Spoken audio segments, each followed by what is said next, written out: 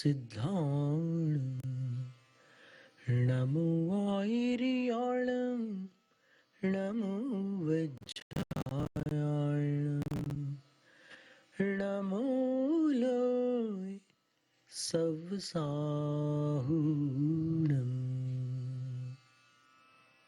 त्रिलोकवर्ती त्रिकालवर्ती अरहंत सिद्धाचार्य उपाध्याय और सर्व साधु इन पांचों परमेश्वरियों को नमस्कार।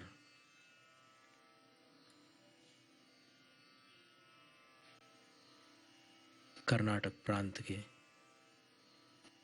श्रवणबेलगोल क्षेत्र पर विंध्यगिरी के शिखर पर शिखामणि के समान शोभित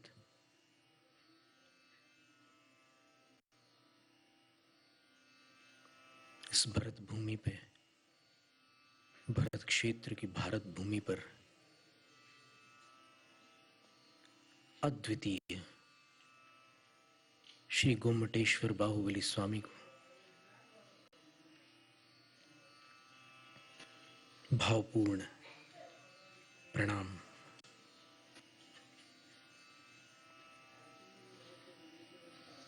दीक्षा शिक्षा गुरु आचार्य विद्यासागर महाराज को नमोस्तु।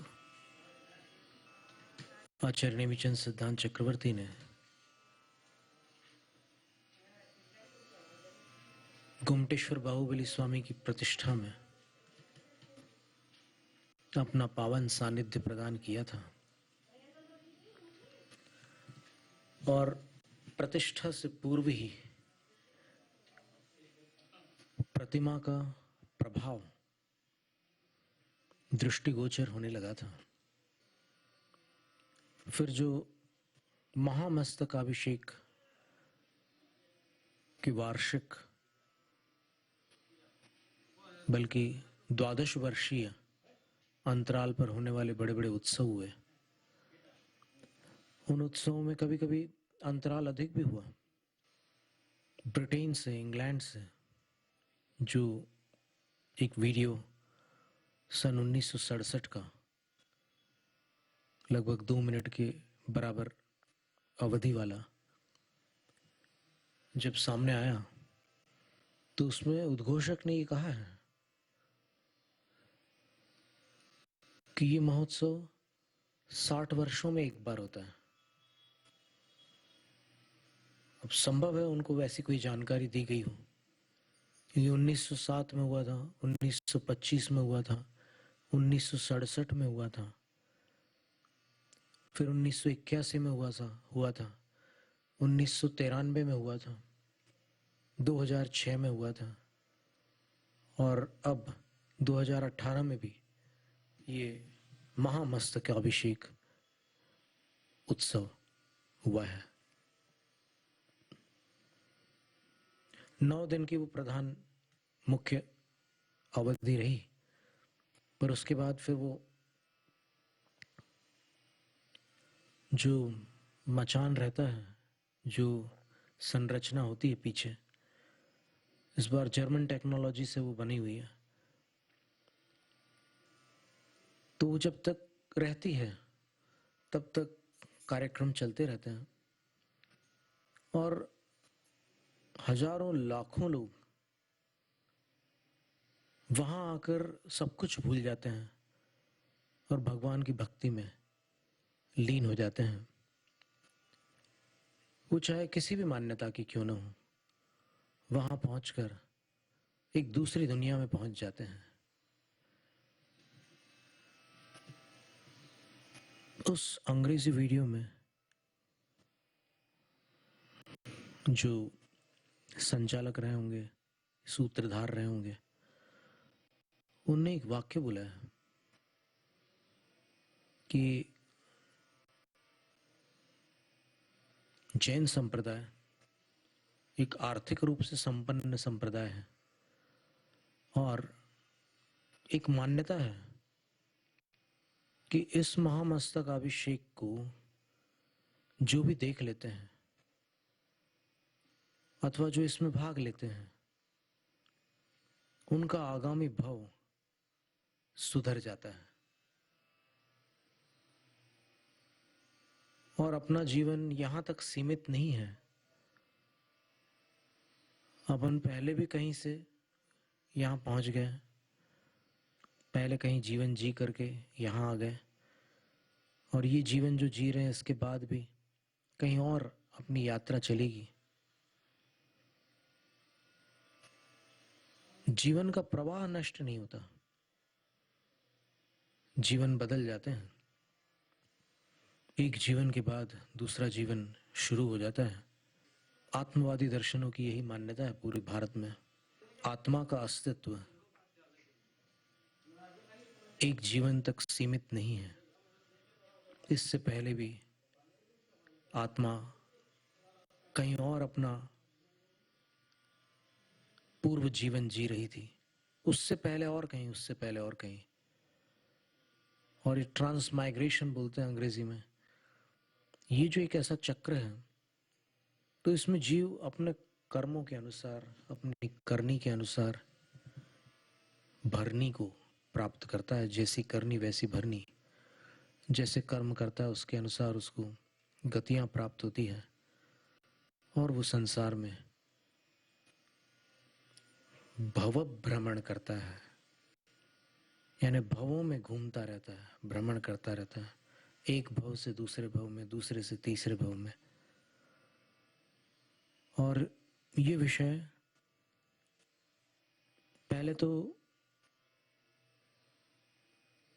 विज्ञान के जगत में संदिग्ध रहा,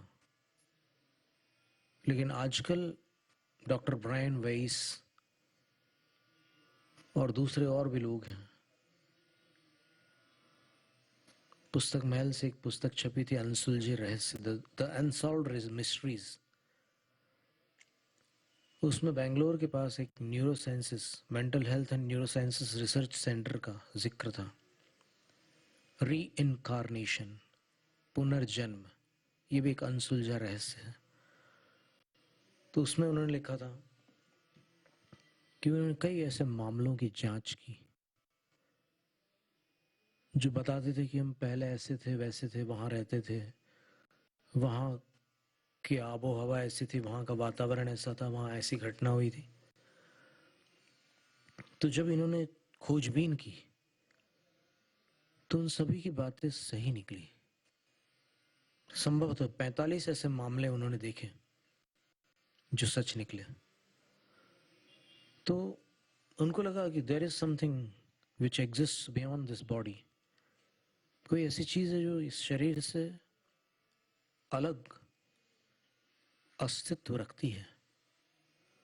तो भारत के आत्मवादी दर्शन ये पुरातन काल से स्वीकार करते आए हैं कि जीव का 84 लाख योनियों में भ्रमण होता रहता है। 4 गतियों में ये अपने कर्मानुसार कहीं भी चला जाता है।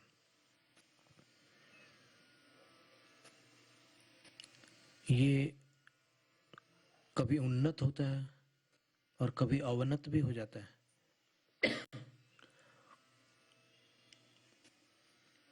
छोटा बन जाता है, बड़ा बन जाता है। सारी स्थितियां इसमें आती रहती हैं।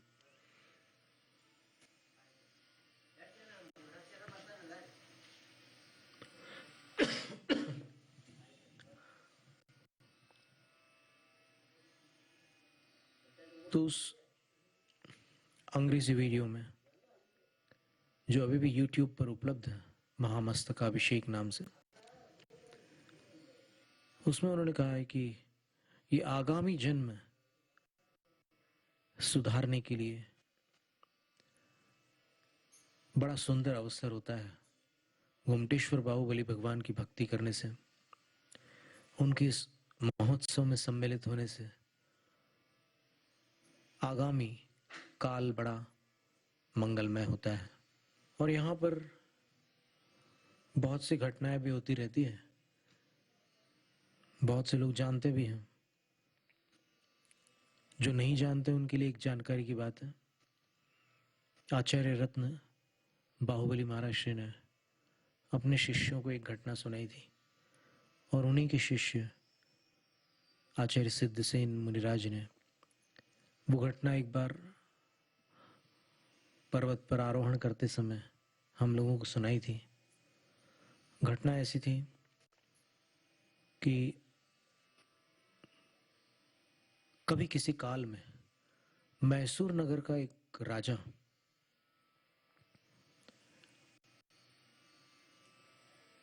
भले ही वो जन्मजात जैन न हो, लेकिन भगवान के प्रति उसको लगाव था, तो वो यहाँ आता था। अष्टमी और चतुर्दशी को आता था, क्योंकि ये जैन पर्व माने जाते हैं, सर्वकालीन पर्व होते हैं। तो आता था और आ करके वो अपने ढंग से भगवान की भक्ति करता था। जो उसकी जानकारी में था उस तरीके से वो करता था। जो जानकारी है, जो अनुश्रुति है, जो किंवदंती है, जो दंत कथा है, उसके अनुसार वो विनय पूर्वक आकर भगवान का अभिषेक देखता था। और यहाँ का जो अभिषेक होता है बड़ा भव्य अभिषेक होता है। जो महामहोत्सव में होता है वो मस्तक अभिषेक होता है, और बाकी चरणों का अभिषेक होता ही रहता है। तो राजा भी उसमें सम्मिलित होता था, उस अभिषेक के अनुष्ठान में। और तत्पश्चात विधि पूर्ण होने के उपरांत शांति धारा आदि जो आजकल होती है विधियां, शांति मंत्रों का उल्लेख वर्धमान चरितम में, पार्श्वनाथ चरितम में और आचार्य जिनसेन स्वामी द्वारा प्रणीत आदि पुराण में मिलता है कि जन्माभिषेक के उपरांत इंद्र उच्च स्वर में शांति मंत्रों का पाठ करता है विश्व शांति के हेतु।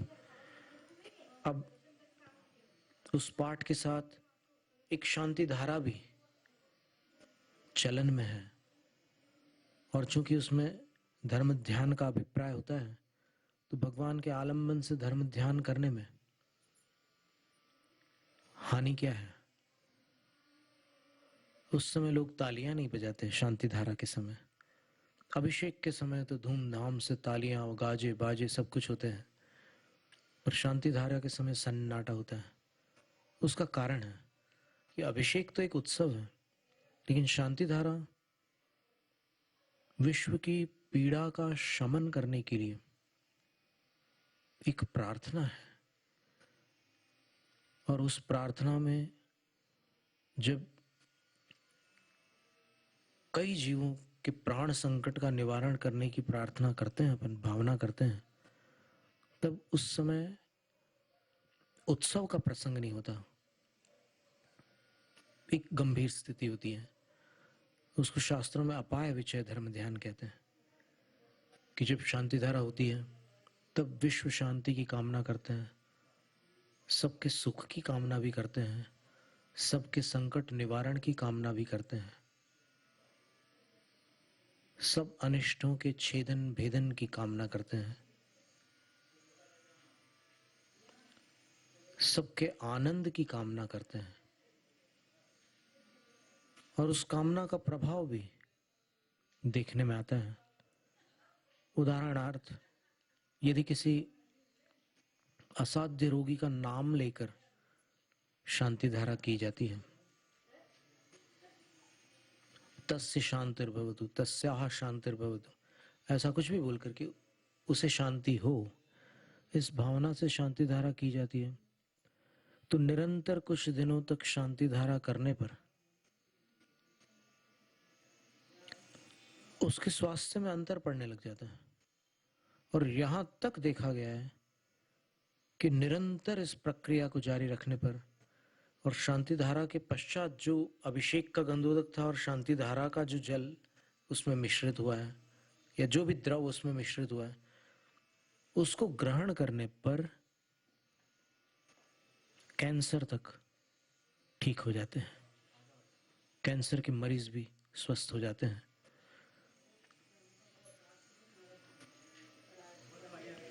तो वो राजा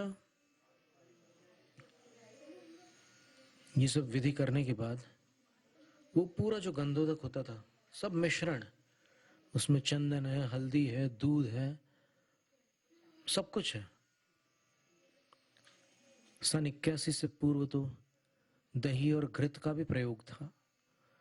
तो उन सब का गंधोदक वो राजा पी जाता था। महाराष्ट्र में कहते हैं प्राशन। वो उसका सेवन करता था और बड़ी भक्ति के साथ पीता था। तो एक घटना होती है।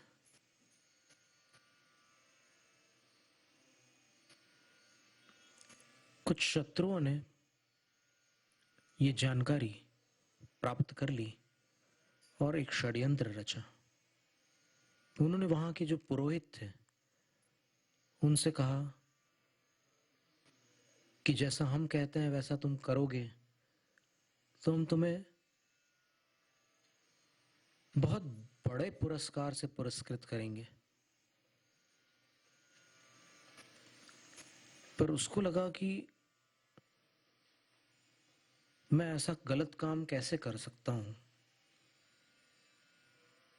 पर अंततः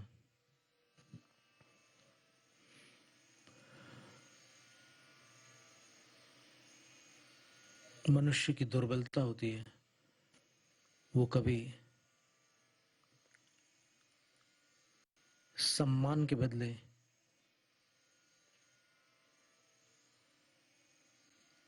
ईमान बेच देता है, कभी धन के पीछे अपने निर्मल मन को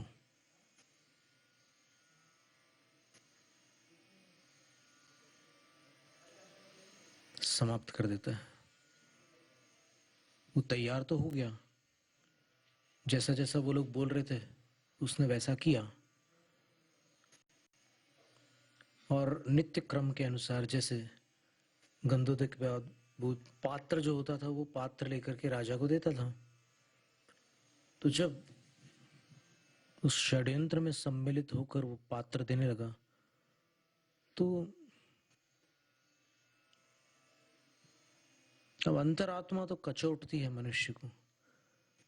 कोई भी गलत कदम उठाने के पहले अंदर से आवाज आती है कि ये क्या कर रहे हो। तो राजा को देने जा रहा था तो उसके हाथ कांपने लगे। राजा ने पूछा क्या बात है, तुम्हारे हाथ क्यों कांप रहे हैं। ऐसे छुआ राजा ने, बोले कि तुम्हारा स्वास्थ्य ठीक नहीं है क्या। तो फिर वो संकेतों में राजा से कहता है कि गंधोदक मैं आपको दे तो रहा हूं लेकिन आज आप इसको पीना मत। राजा समझ गया कि वास्तविक स्थिति क्या है। कुशाग्र बुद्धि था, जान गया कि कुछ दाल में काला है।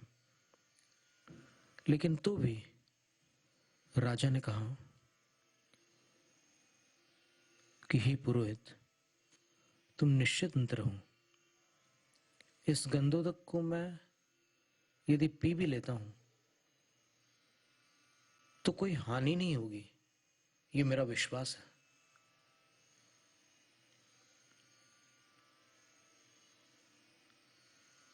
इसमें जल है, इसमें घृत है, इसमें दुग्ध है, इसमें दधि है, इसमें हारिद्रा है, इसमें रक्त चंदन है,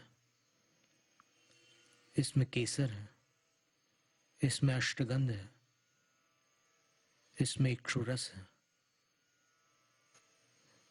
इतने श्रेष्ठ अमृत जिसमें मिले हो उसमें यदि एक विष तुम्हें मिलाना पड़ा तो वो बेचारा अकेला क्या बिगाड़ सकता है। और राजा ने उस गंधोदक को पी लिया, बाल तक बांका नहीं हुआ, अमृत विष पर भारी पड़ गया।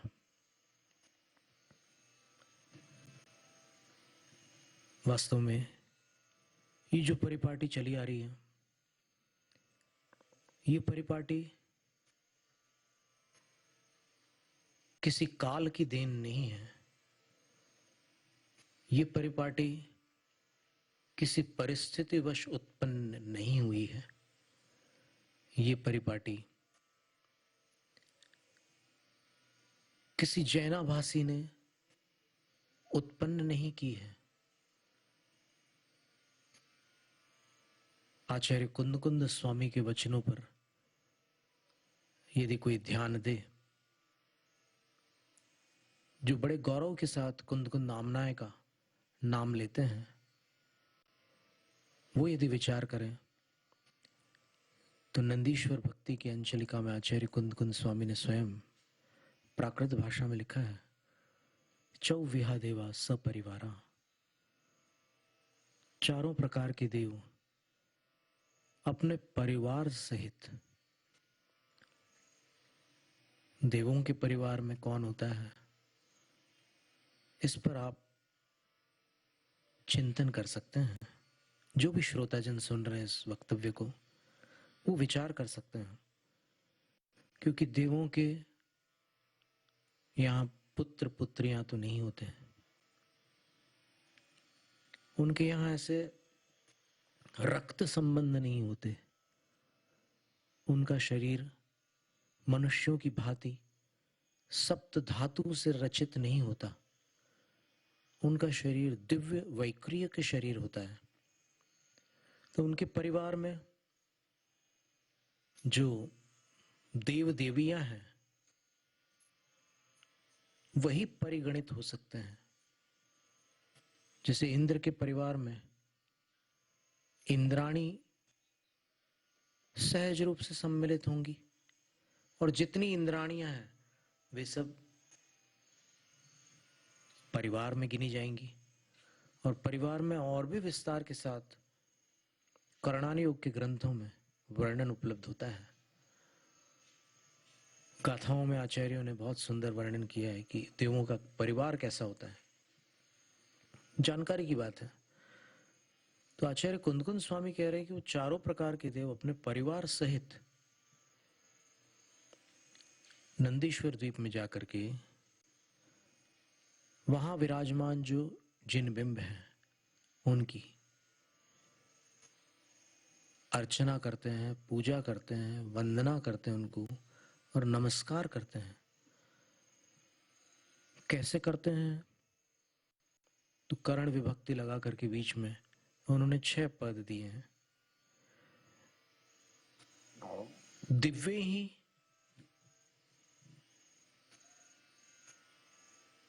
गंधे ही, दिव्य सुगंधों के माध्यम से, दिव्य ही धूवे ही, दिव्य धूपों के माध्यम से,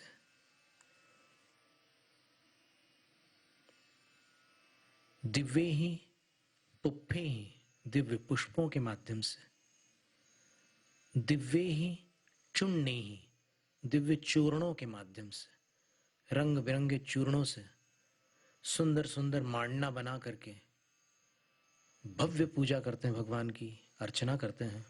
दिव्य ही चूर्णे ही।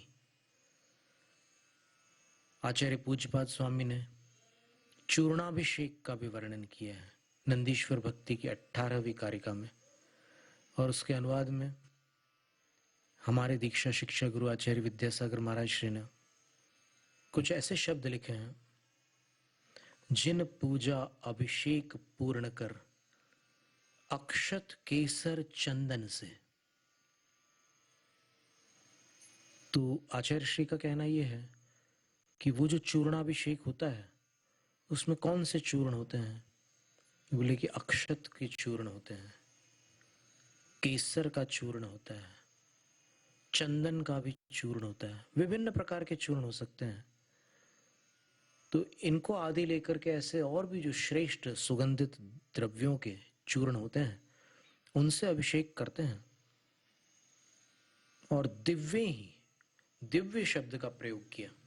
दिव्य शब्द जो है उसमें, और देवोपनीत शब्द जो है उसमें, यहां पर अंतर करना आवश्यक होगा। हरिवंश पुराण के 9वें सर्ग में आचार्य जिनसेन स्वामी ने लिखा है कि आदिनाथ प्रभु प्रथम तीर्थंकर ने, वृषभदेव ने 83 लाख पूर्व पर्यंत दिव्य और देवोपनीत भोगों को भोगा। पश्चात नीलांजना के नृत्य काल में जो घटना घटित हुई, उसके कारण संसार शरीर भोगों से विरक्त होकर वैराग्य को प्राप्त होकर दीक्षा अंगीकार की। तो दिव्य और देवोपनीत, दिव्य का अर्थ वहां पर मनोहर है और देवोपनीत का अर्थ है वहां पर सुरोपनीतान लिखा है भोगान श्लोक में। अर्थ वही हुआ, सुर कह लो या देव कह लो। तो सुरों के द्वारा उपनीत निकट लाया गया, देवों के द्वारा लाया हुआ जो भी द्रव्य है। अब देवलोग जब भगवान की अर्चना कर रहे हैं तब देवों के द्वारा लाए हुए द्रव्यों से ही तो करते हैं, इसलिए उसका वहां पर वर्णन करना साहित्यिक दृष्टि से भाषा को अलंकृत न करके उसकी शोभा में कमी लाता है। देवों ने देवोपनीत द्रव्यों से पूजा की, ये वाक्य शोभास्पद नहीं लगता, इसलिए दिव्य शब्द का अर्थ मनोहर ग्रहण करने योग्य है। तो मनोहर गंध के माध्यम से, और बहुवचन दिया है तो फिर अनेक तरह की गंध के माध्यम से, दिव्य ही गंधे ही, दिव्य ही धुवे ही, दिव्य ही पुप्पे ही, दिव्य धूपों के माध्यम से, दिव्य पुष्पों के माध्यम से, दिव्य का अर्थ मनोहर लेना, और दिव्य ही चूर्णे ही, दिव्य चूर्णों के माध्यम से, मनोहर चूर्ण, मटमैले नहीं, एकदम उज्जवल वर्ण के मनोहर चूर्णों के, रत्नों के चूर्णों से। देवलोग तो बहुत बड़ी भव्यता के साथ करते हैं कल्पतरुओं के उन साधनों से, मनोहर चूर्णों से, दिव्य ही वासे ही, मनोहर वस्त्रों से। अब मनोहर वस्त्रों से कैसे पूजा करेंगे? तो जितनी प्रतिमाएं हैं नंदीश्वर द्वीप में, उन सब प्रतिमाओं के ऊपर भव्य चंदोबा लगाएंगे, जिसको पाल कहते हैं, जिसको वितान कहते हैं संस्कृत में। और यहां पर आचार्य ने वस्त्र कहा है, दिव्य ही वासे ही, वासस शब्द का प्रयोग किया है। तो उन वस्त्रों से, मनोहर वस्त्रों को लगा लगा करके फिर आगे के अनुष्ठान संपन्न करते हैं। और फिर करण विभक्ति में उन्होंने जो अंतिम उपाय बतलाया है कि पूजा इनसे करते हैं, और कैसे करते हैं, तो बोले दिव्य ही नाणे ही, मनोहर नाण अर्थात स्नान द्वारा भी, और वो भी नाणे ही बहुवचन है, मनोहर अभिषेकों से वो नंदीश्वर जिनालयों के जिन बिंबों की अर्चना करते हैं, पूजा करते हैं, वंदना करते हैं, नमस्कार करते हैं।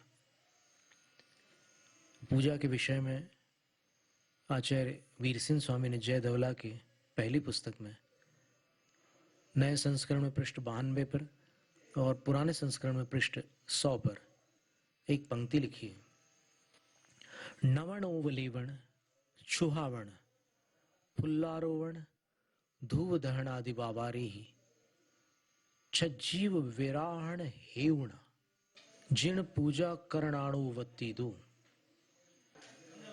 आचार्य कहते हैं कि जीवों को बाधा पहुंचाने वाली इन क्रियाओं के बिना भगवान की पूजा नहीं हो सकती, और पूजा करना श्रावकों का धर्म है। इसलिए आचार्य कहते हैं, सावय धम्मो चौव्यहु दान पूजा शील मोवासो उच्छेदी। श्रावक धर्म 4 प्रकार का, दान, पूजा, शील और उपवास करना। और ऐसो चौव्यहु भी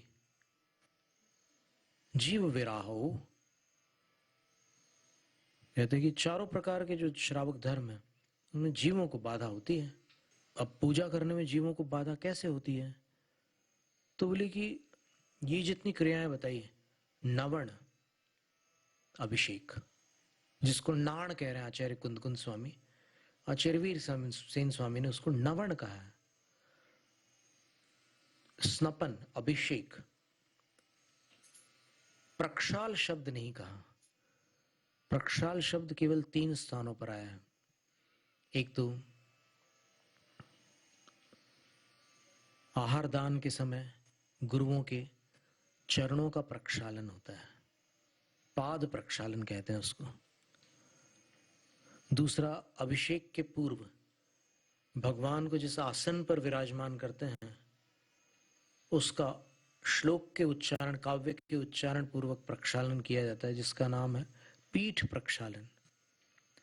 और तीसरा, अपने पापों का प्रक्षालन, भक्ति करके, तपस्या करके, ध्यान करके पापों को धोया जाता है। प्रक्षालन का अर्थ होता है धोना। तो जिनेंद्र भगवान की प्रतिमा को कभी धोया नहीं जाता। अगर अपन प्रक्षाल शब्द का प्रयोग करते हैं तो ब्रह्मचारी सूरजमल जी ने लिखा है कि प्रक्षाल बोलने पर अनादर होता है। क्यों? क्योंकि उनकी भक्ति अपने पापों को प्रक्षालित करती है, और कोई भक्त उनका कैसे प्रक्षालन कर सकता है? वो तो निर्मल से भी निर्मल है, उनको धोने की आवश्यकता नहीं है। उनका तो अभिषेक किया जाता है, प्रक्षाल नहीं किया जाता। फिर कोई बोलते हैं कि नहीं, पोछने को प्रक्षाल कहते तो क्या नुकसान है?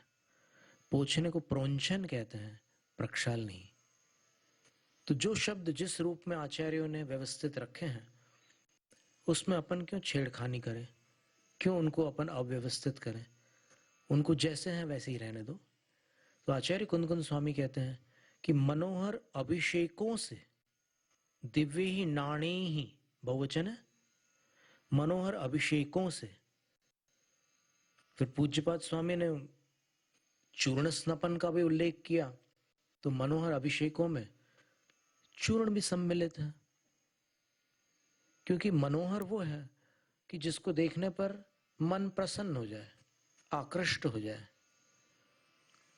अब बात ऐसी है कि कुछ लोग अभिषेक पास से देखते हैं, कुछ लोग दूर से देखते हैं।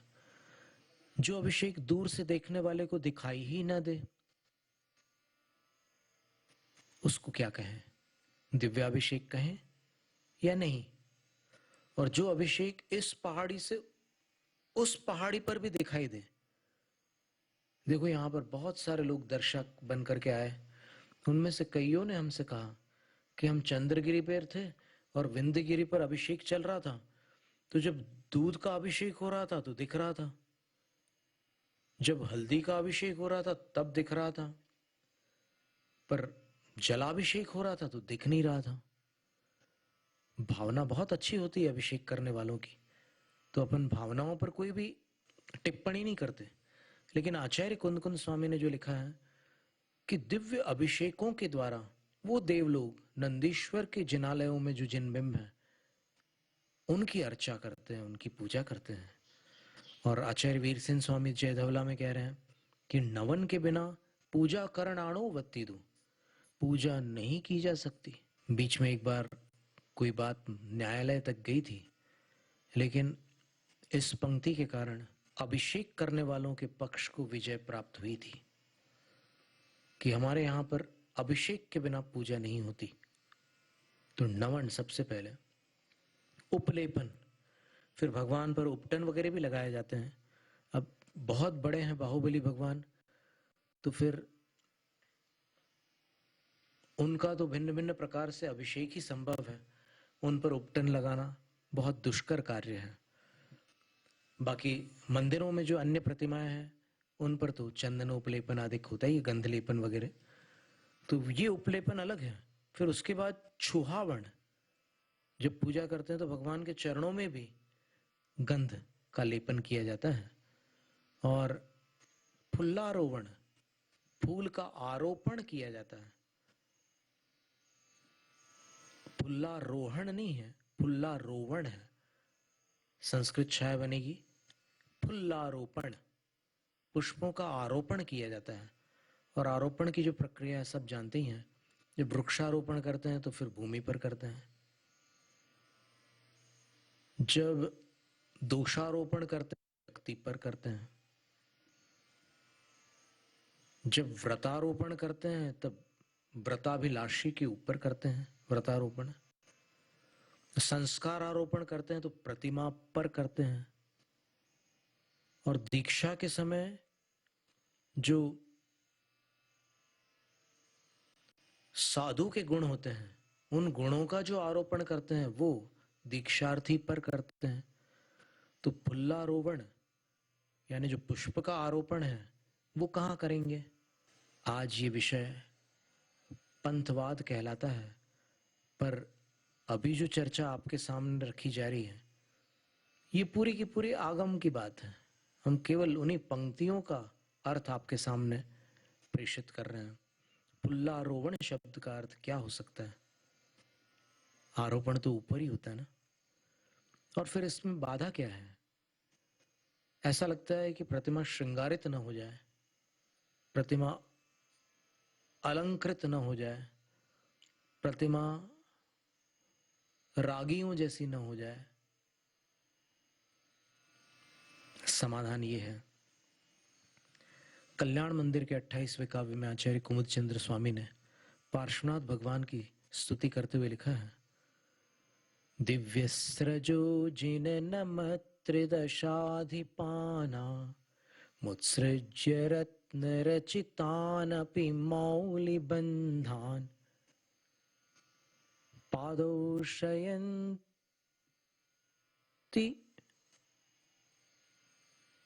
भवतो यदि वा परत्र, पादौ शयन्ति भवतो यदि वा परत्र, तत्संगमे सुमनसो नरमन्त एव।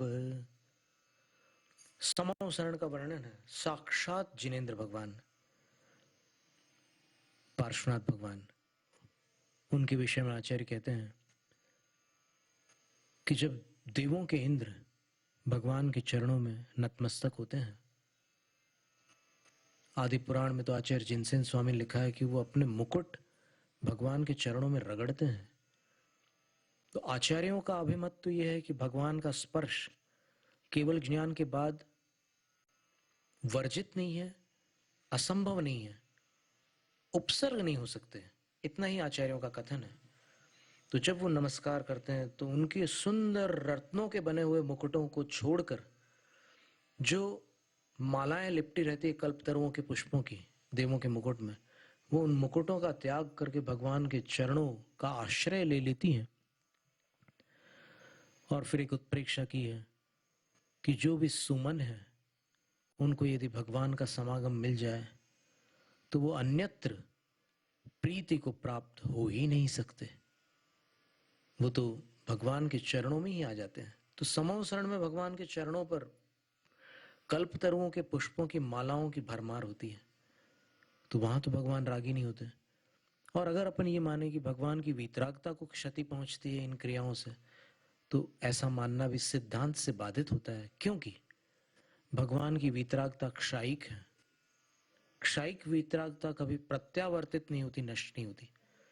और यदि अपन आगम पर श्रद्धा रखें और फिर उन आगम की आंख से भगवान की उस छवि को देखें, तो फिर अपनी भक्ति वृद्धिंगत होगी, अपने अंदर कोई तर्क कुतर्क उत्पन्न नहीं होंगे, अपना मन शांत रहेगा। विष तो थोड़ा सा था। इसी प्रकार इतनी सारी क्रियाएं होती भक्ति की, बहुत से जीवों को बाधा पहुंचती है, लेकिन भगवान की भक्ति इतनी प्रबल होती है कि उस भक्ति के वेग में, उस भक्ति की शक्ति के प्रभाव से कर्मों की शक्ति क्षीण हो जाती है। जैनम जयतु शासनम, जैनम जयतु शासनम, जैनम जयतु शासनम। जय गुमटीश।